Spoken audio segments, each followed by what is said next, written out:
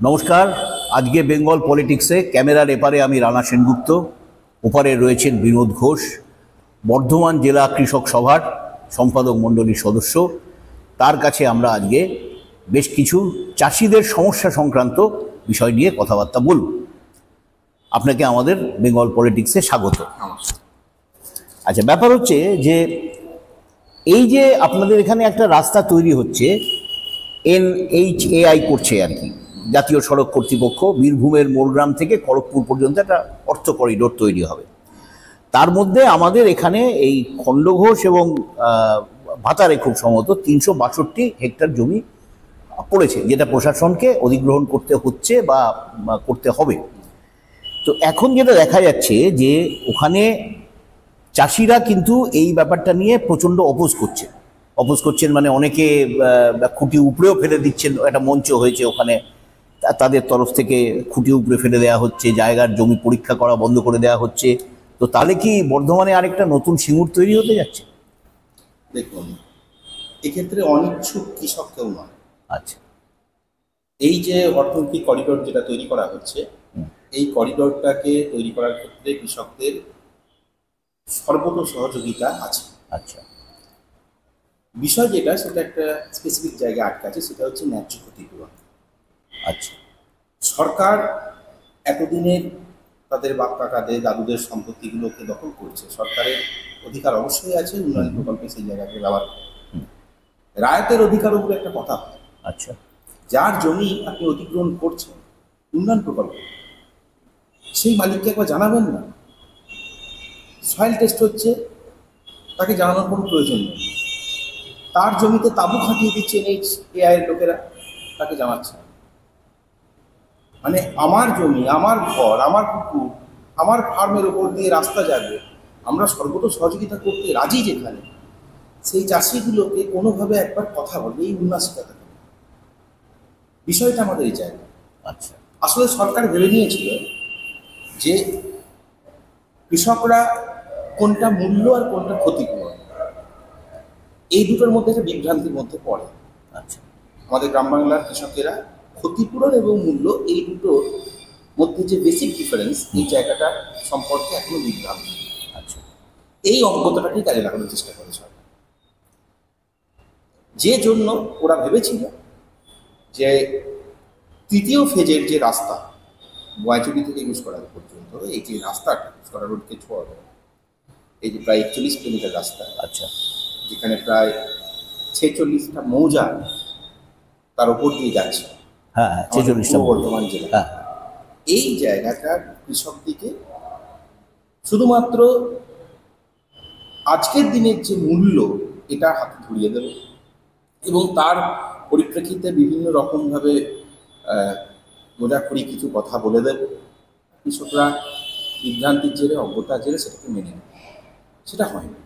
মানে ওরা ক্ষতিপূরণও দেওয়ার জন্য কোনো কথাবার্তা বলছে না, যেটা বলছে যে শুধুমাত্র মূল্য দেবে একটা।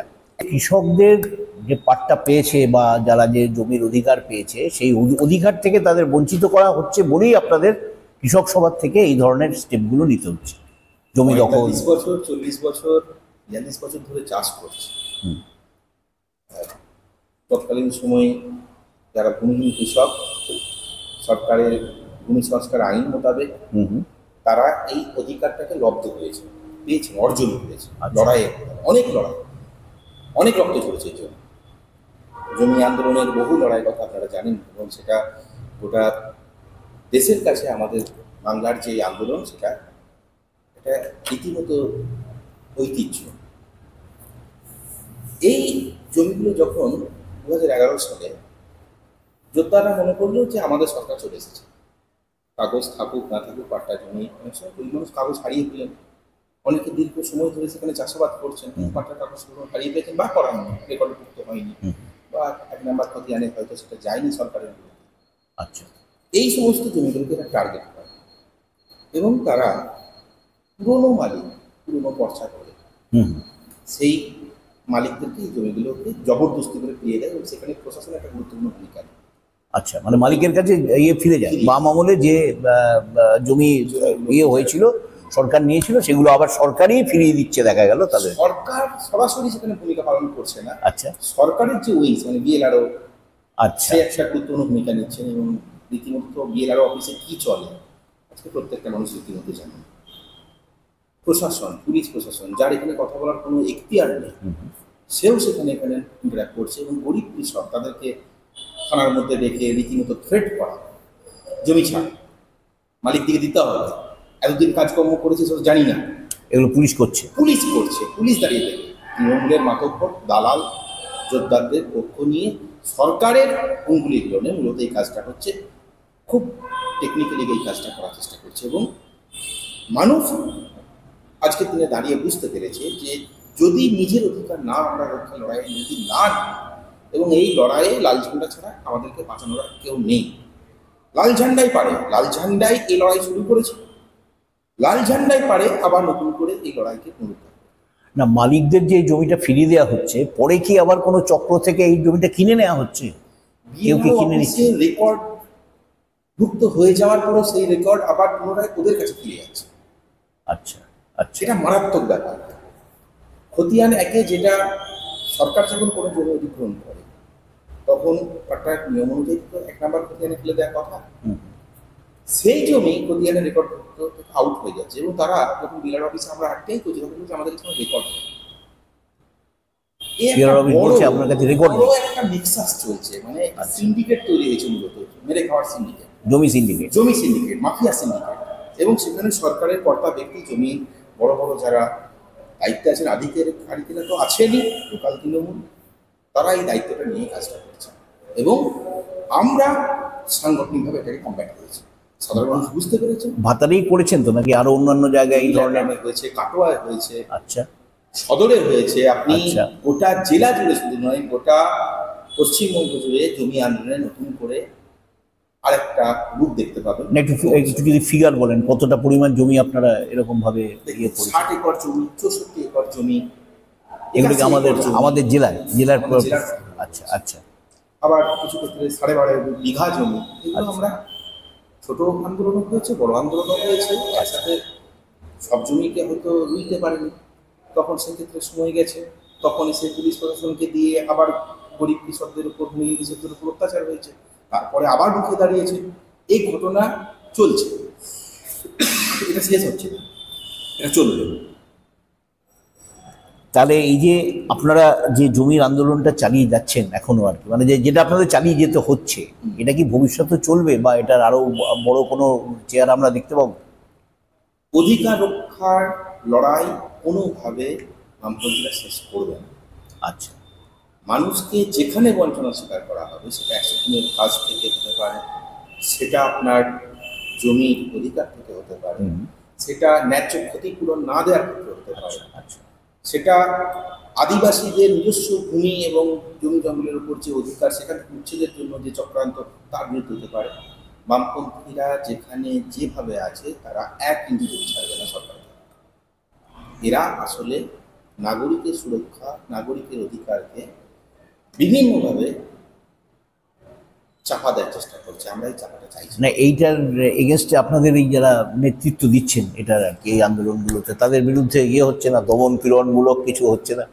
সে তো হচ্ছে, এফআইআর হচ্ছে না বা থানায় ডেকে গিয়ে? বামপন্থীদের অঙ্গ, অলঙ্কার। আমরা মনে করি যে গরিব মানুষের জন্য লড়াই হবে, আর সেখানে শাসক দল যারা কর্পোরেট থেকে শুরু করে বড়লোকদের দালালি করবে, তারা তাদের রাষ্ট্রযন্ত্রকে ব্যবহার করবে, এটা কখনো হয়? আচ্ছা, স্বাভাবিকভাবেই দমন পীড়ন, রাত্রেবেলায় রেড হওয়া, মিথ্যা মামলা দেওয়া, বিভিন্ন রকমের চক্রান্ত হয়েছে। এরকম 2011 সালের পরবর্তী সময়ে কতজনের বিরুদ্ধে এই যে হালে যে আপনারা যে আন্দোলনটা করছেন, মোটামুটি কতজনের বিরুদ্ধে এই ধরনের মামলা মোকদ্দমা হয়েছে? মানে মোটামুটি একটা সংখ্যা। বিগত 1.5-2 মাসের মধ্যে 150-র উপরে আমাদের সাধারণ যারা আন্দোলনকে নেতৃত্ব দিচ্ছেন, সাধারণ মানুষ যারা নিজের অধিকার চাইছে, নাগরিক অধিকার, মৌলিক অধিকার চাইছে। না, থানায় ডেকে ওই যে ব্যাপারটা, থ্রেট করার ব্যাপারটা কি বন্ধ হয়েছে এই আন্দোলনের ফলে? যেখানে করছে আমরা ছাড়ছি না। আচ্ছা, ও থানায় আবার আপনারা ঘেরাও টেরাও সাথে করছেন? সাথে ঘেরাও করছি আচ্ছা, এবং প্রশাসনকে বার্তা দিতে চাইছি, বার্তাতে যদি কাজ না হয় আমাদেরকে অন্য কথা ভাবতে হবে। সেটা কি? অন্য কথা প্রথম কথা হচ্ছে কি, মানুষকে নিয়ে কাজ তো, মানুষ যেটা মনে করবে সেটা করবে। আচ্ছা, একটা লাগাতারভাবে অত্যাচারটা সহ্য হয়। আসলে ভুল জিনিস, দুর্নীতি, অত্যাচারী ভাবনা এগুলোকে তো সহনশীল করে তোলার চেষ্টা হচ্ছে। সেটা মিডিয়া হতে পারে, সরকার হতে পারে, একটা টোটাল যন্ত্রের মাধ্যমে এটাকে খুব ভালোভাবে সহনশীল করে দেওয়ার চেষ্টা মানে এই লড়াই চলবেই, চলবেই। চলবে। আচ্ছা, তাহলে এইখানে এই যে অবস্থাটা গিয়ে দাঁড়াচ্ছে, তাহলে কত লোক এ পর্যন্ত টাকা পয়সা নিয়েছেন বা জমি দিয়েছেন? এর মধ্যে কি সংখ্যাটা কিছু আছে? হ্যাঁ, আছে তো বটেই। কারণ প্রায় 1500-এর উপর কৃষক এই গোটা ছোট ছিল, নিয়ে 1500 নিয়েছেন। পরিবার এখানে যুক্ত আছে। আচ্ছা, এবং এটা আমাদের জেলার কথা বললাম। আর যদি সেটা গোটা 6টা জেলা ধরেন, তার পরিমাণটা তো আরও বাড়বে। এবং প্রথমত যে কথাটা বলি সেটা হচ্ছে যে শুধুমাত্র জমি যাচ্ছে না, বছর ভিটা যাচ্ছে, বাড়ি যাচ্ছে, মানে সর্বস্ব যাচ্ছে আর কি। সর্বস্ব যাচ্ছে। আমাদের পরিচিত একজন ওয়াইন মজাতে একজন বিধবা, তার একটাই সন্তান, ছোট সন্তান, তার যেটুকু 3.5 বিঘে জমি সেটুকু চলে যাচ্ছে।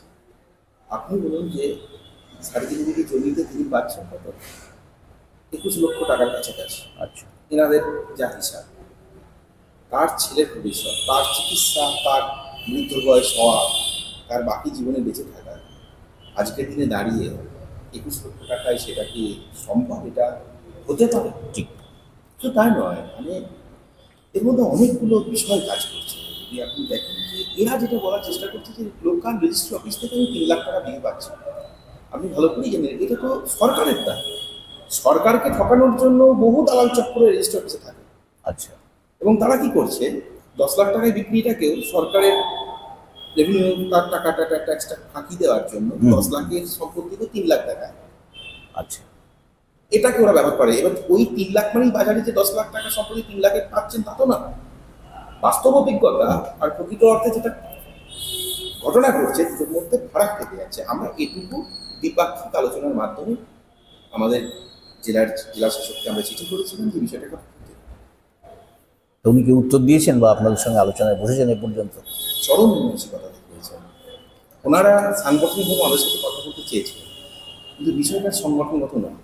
আচ্ছা, কৃষক ঐক্য মঞ্চে অন্য এখানে কেউ থাকবে না, কারণ যার সম্পত্তি। ও মানে আপনারা কৃষক সভা থেকে ওনার সঙ্গে আলোচনা করতে যাবেন না? কখনই যাবে না। আচ্ছা, যার সম্পত্তি, কৃষকের সম্পত্তি, কৃষক যেখানে তার নিজের পিতৃপ্রদত্ত, তার মধ্যে অনেক আবেগ জড়িয়ে আছে, তার ছোটবেলা জড়িয়ে আছে, তার জীবন জীবিকা ভাতৃত্বে জড়িয়ে আছে। অর্থাৎ এই জমিটা তার কাছে কিন্তু মা, ঠিকই। জমিটা তার কাছে মা। এই মায়ের উপর, এই জমিটার উপর যখন কথা বলছে, এসে যখন নিজেদের মতো করে এরা কনস্ট্রাকশন শুরু করার চেষ্টা করছিল, আমরা যদি না মুভমেন্টটাকে না নিয়ে যেতাম, আচ্ছা, তাহলে তো আজকে এই কনস্ট্রাকশনগুলো হয়ে যেত।